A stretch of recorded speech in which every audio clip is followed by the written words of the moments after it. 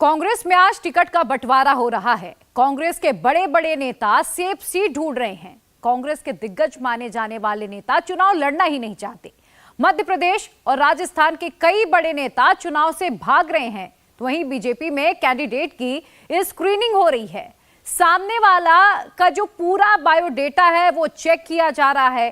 कांग्रेस को कैंडिडेट नहीं मिल रहे, तो मोदी विरोधी कैंप में माहौल इस वक्त कैसा हो गया है, इस रिपोर्ट के जरिए समझिए।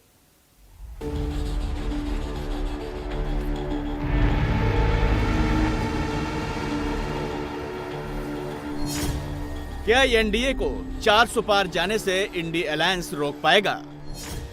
क्या यूपी में राहुल, प्रियंका, डिंपल, अखिलेश चुनाव हार रहे हैं? क्या कांग्रेस के दिग्गज नेता चुनाव मैदान से भाग रहे हैं? क्या 75% मुस्लिम आबादी वाली सीट भी कांग्रेस हार रही है? चुनाव से 80 दिन पहले अखबारों की हेडलाइंस क्या इशारा दे रही हैं? मोदी विरोधी नेता चुनाव लड़ना नहीं चाहते। क्या राहुल गांधी को खुद अपनी जीत का भरोसा नहीं है, इसीलिए वो एक नहीं 2-2 सीट से चुनाव लड़ेंगे? कांग्रेस के खुर्राट नेताओं ने अचानक क्यों चुनाव लड़ने से इनकार कर दिया? अशोक गहलोत, दिग्विजय सिंह, कमलनाथ ने क्यों टिकट लेने से मना कर दिया? इन्हें राजस्थान और मध्य प्रदेश से क्या रिपोर्ट मिली है? क्या छत्तीसगढ़ और कर्नाटक से भी वही रिपोर्ट आई है जो राजस्थान और मध्य प्रदेश से आई है? दिल्ली में कांग्रेस चुनाव समिति की बैठक में अचानक कई सीटों पर नाम बदलने की नौबत क्यों आई? कांग्रेस के दिग्गजों ने टिकट लेने से मना कर हाईकमान का संकट क्यों बढ़ा दिया? कांग्रेस ने 12 राज्यों की करीब 100 सीटों पर मंथन कर टिकट फाइनल किए। कांग्रेस की लिस्ट में पूर्व मुख्यमंत्री जैसे कद के बड़े नेताओं में सिर्फ भूपेश बघेल का नाम दिखा, जो राजनांदगांव से चुनाव मैदान में उतर सकते हैं, जबकि दूसरे राज्यों से कांग्रेसी मुख्यमंत्रियों ने हार के डर से किनारा कर लिया।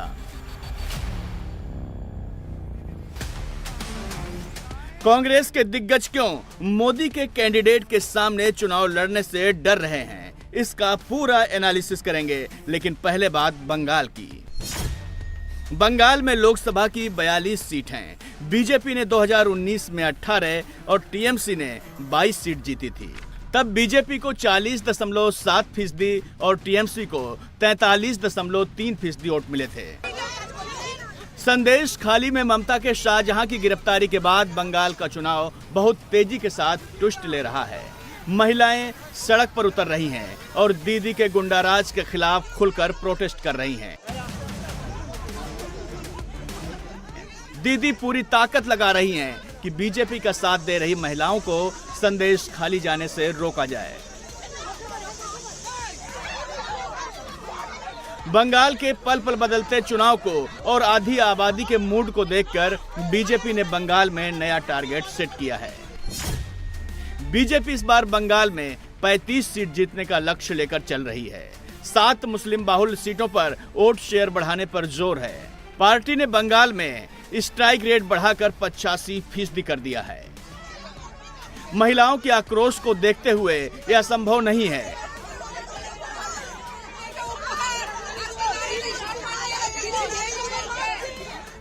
इसीलिए दीदी को पहली बार डर लग रहा है।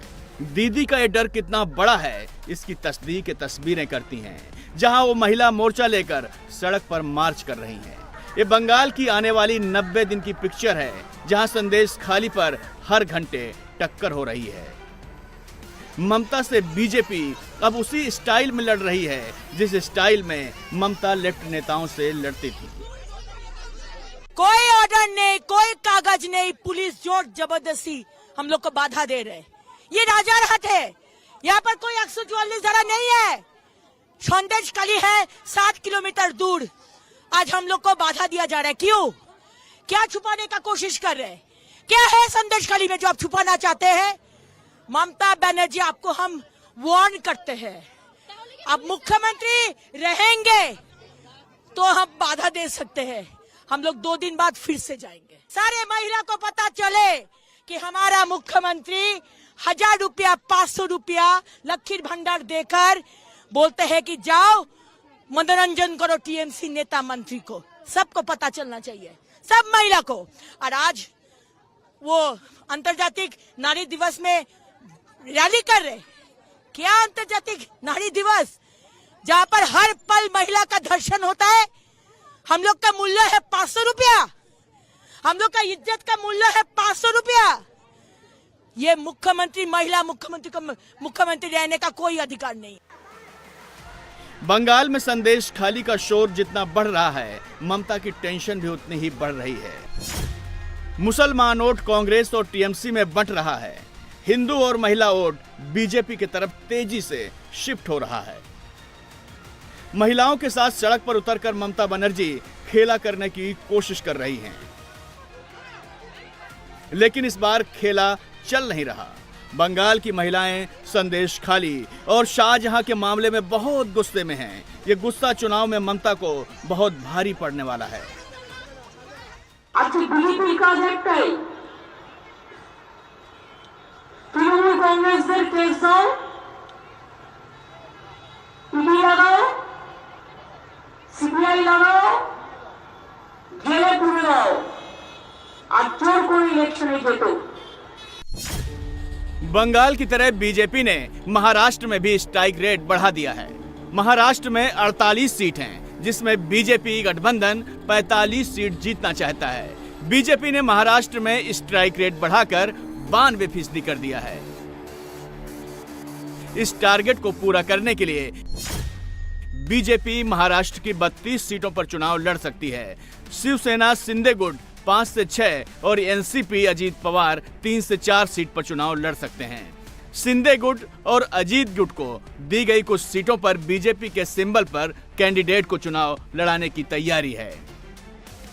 शिवसेना शिंदे गुट की जिन सीटों पर बीजेपी अपने कैंडिडेट उतार सकती है, उनमें मुंबई उत्तर पश्चिम, नासिक, यवतमाल वाशिम, रामटेक, मावल, औरंगाबाद और परभड़ी हैं। शिवसेना शिंदे गुट को दक्षिण मुंबई, ठाणे और सिंधुदुर्ग सीट दी जा सकती है। एनसीपी अजीत पवार गुट के खाते में रायगढ़, शिरूर और बारामती सीट जानी तय हैं। अमित शाह ने महायुति के नेताओं को पूरा ब्लूप्रिंट थमा दिया है कि कैसे 45 सीट जीतती हैं। मित्रों, आपके सामने 2 विकल्प, अपने बेटे बेटी भतीजियों का कल्याण करने वाला इंडिया अलायंस और देशभक्तों की टोली जैसा मोदी जी के नेतृत्व में एनडीए का अलायंस भारतीय जनता पार्टी। मुझे बताओ युवा साथियों, सभी लोग वोट करने जाएंगे, कमल के निशान पर बटन दबाएंगे, मोदी जी को 300 पार कराएंगे, महाराष्ट्र में 45 पार कराएंगे, देश में 400 पार कराएंगे। तो मेरे साथ दोनों हाथ उठाइए, 400 पार के विश्वास की मुट्ठी बींचे और प्रचंड आवाज से बोलिए, भारत माता की। शरद पवार को बारामती का गढ़ हार जाने का डर है, जहां से उनकी बेटी सुप्रिया सुले चुनाव लड़ती हैं। बारामती से शरद पवार 6 बार चुनाव जीत चुके हैं, जबकि उनकी बेटी सुप्रिया सुले लगातार 3 चुनाव जीतकर हैट्रिक बना चुकी हैं। हताशा में पवार अपने भतीजे को धमकी दे रहे हैं कि छोड़ूंगा नहीं।